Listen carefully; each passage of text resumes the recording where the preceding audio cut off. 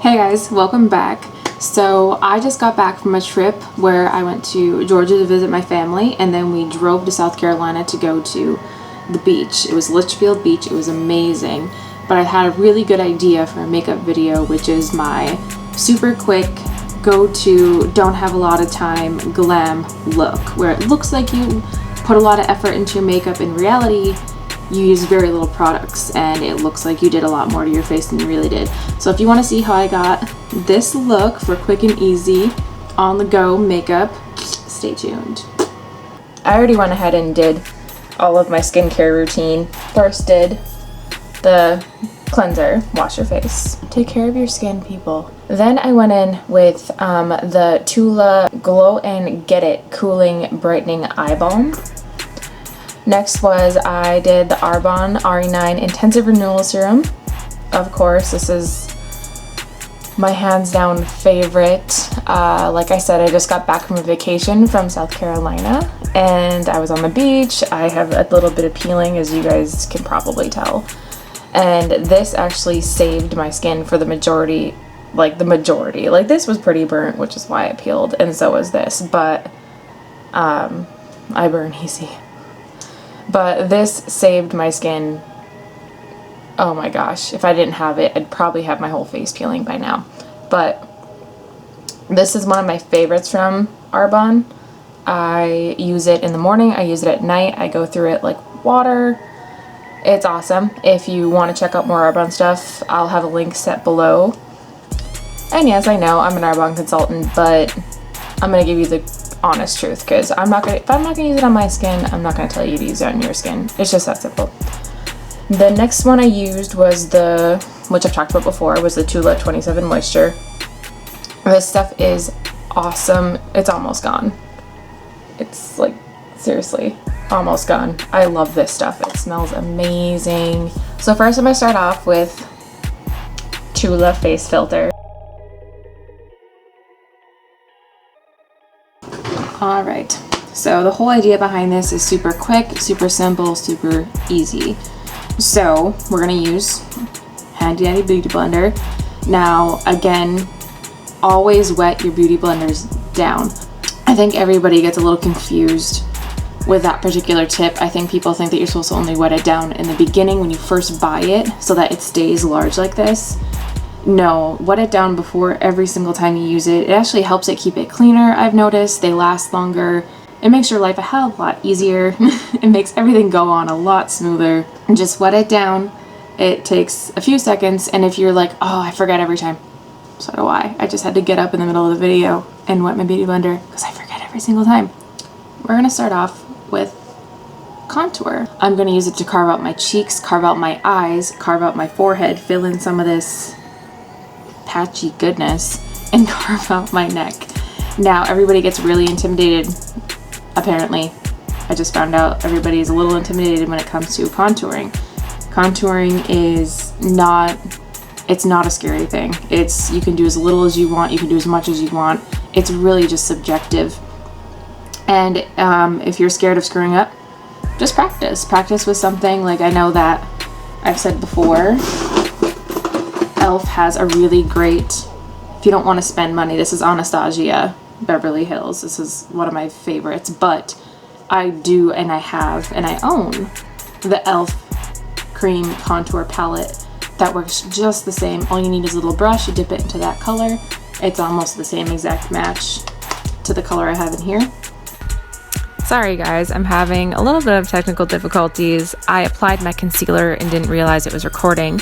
But the concealer I used was Tarte Shape Tape in the shade Medium Sand.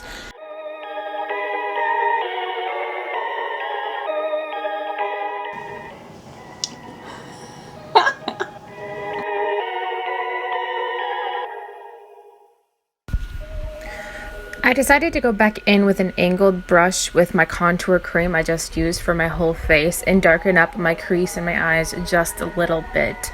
I wanted there to be a little bit more definition than there was. You can do this too. It just all depends on how dark you want your eyes to be. Now you're going to want to go in and set your face, and it is the Becca Soft Light Blurring Powder. I haven't even taken out the box yet. So I am fully aware that there's a spot on my forehead that looks super dark. It is unfortunately a part of my tan that just naturally came about.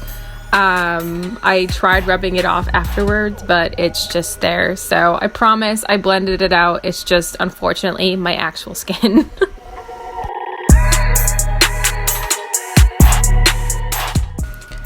Next step is going to be bronzer. Now, you don't have to go as dark as you normally would go with your bronzer because you just did your contour. So try and go a little bit lighter. I always try to anyways, otherwise it could look a little too dark. For my bronzer today, I am using the Hoola Benefit Bronzer, my absolute favorite.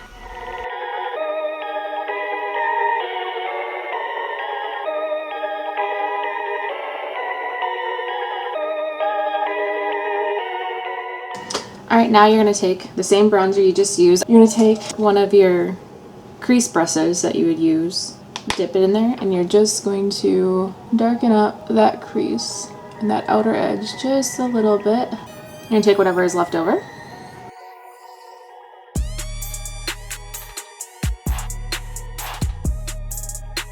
Now, if you want to go all the way into like inside, you can. I personally don't like to do that because it can close off your eye sometimes if you get it too dark. There are smoky shadow looks that you do take it all the way in, and with certain eye shapes it can look really, really beautiful. With my certain eye shape, I tend to not gravitate towards that look just because it really closes my eye. And take blending brush and blend out any harsh lines. Remember, light hand, little circles.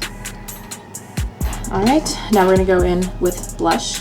I'm using the Milani Rose Powder Blush in Wild Rose number 13.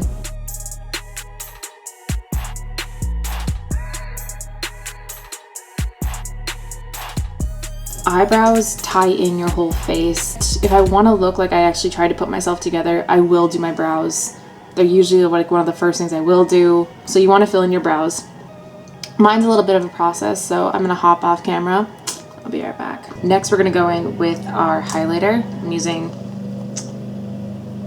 Too Faced Candlelight Glow. I've had it for ever.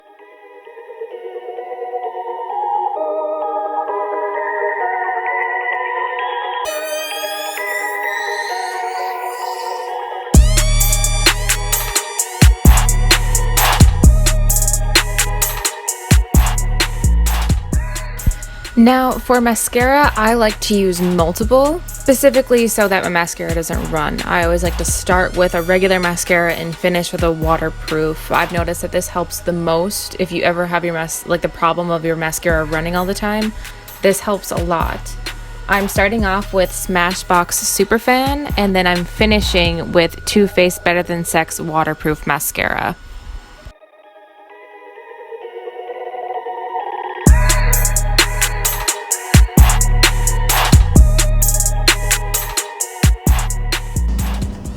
Alright, and the last step is set your face. I'm using the e.l.f. Dewy Setting Mist, my automatic go-to. Alright, and it all depends on my mood. I am going to try something new. This is the Kat Von D Everlasting Liquid Lipstick in the shade Sanctuary.